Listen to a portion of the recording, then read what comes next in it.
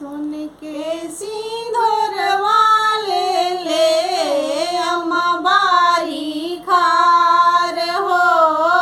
खोला बाबू पालकी के पर्दा, मंगिया बहू रब हो। खोला बाबू पालकी के पर्दा, मंगिया बहू रब हो। कैसे मैं खोलूं अम्मा पालकी के पर्दा हो। ससुर जी के धियावा तो असली जोगिनिया है। सासू जी के धियावा तो असली जोगिनिया है। सोने के सिंदूर वाले ले चाची बारी खार हो।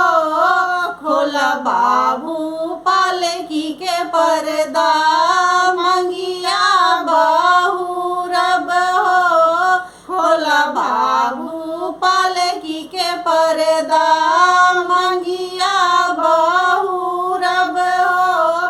कैसे मैं खोलूं चाची पालकी के पर्दा हो। सासू जी के धियावा तो असली जोगिनिया हो।